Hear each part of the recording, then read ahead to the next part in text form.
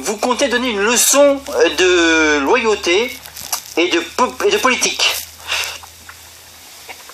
Pardon? Vous comptez donner une leçon de loyauté et de politique le 20 août. Bien sûr, je voudrais surtout qu'on n'oublie pas que ces questions, comment dirais-je, de discipline interne sont dérisoires par rapport aux enjeux de notre pays et aux menaces qui pèsent sur lui, qui devraient être l'essentiel de nos préoccupations. Ce qui a toujours été d'ailleurs votre préoccupation depuis des décennies. C'est vrai.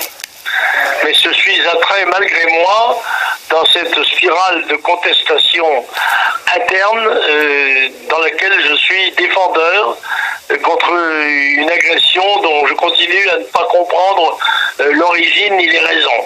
Alors l'origine, c'est Jean-Jacques Bourdin en partie quand même. Oui, mais enfin, c'est son métier, lui. Le journaliste qui pose des questions, moi je réponds à ces questions, voilà, c'est pas un problème.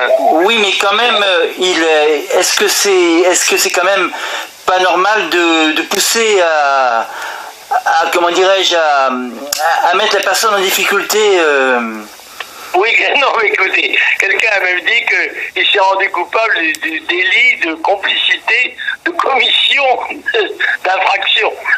Oui, c'est quand même assez curieux. Non, mais Bourdin a démarré comme assureur, vous le saviez? Oui, mais ce n'est pas Bourdin qui est en cause dans cette affaire.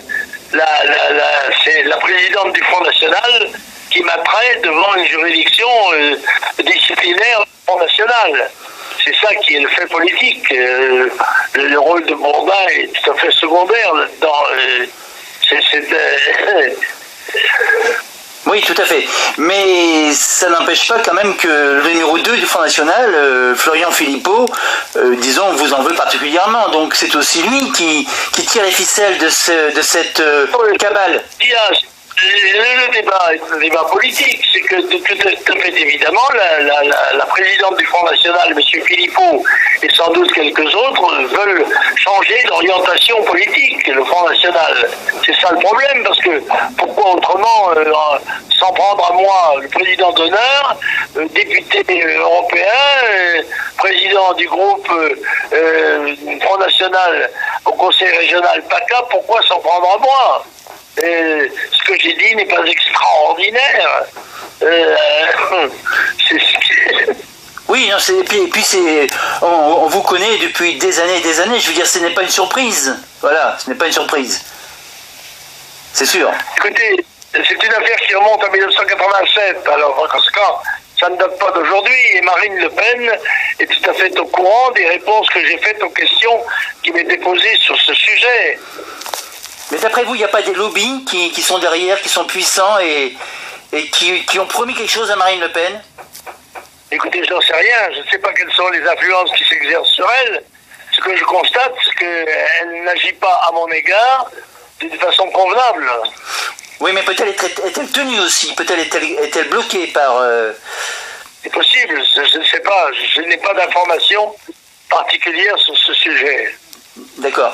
Alors le 20, vous vous présentez, bien sûr, directement? Je me présente, voilà. Sous la condition que la séance soit publique, comme c'est la règle devant les juridictions françaises, et puis je exposerai mon point de vue, bien sûr. Le fait de monter une liste, c'est encore dans votre esprit? De monter une liste où? Une liste contre Marion. Non, mais ça n'a jamais été dans mon esprit.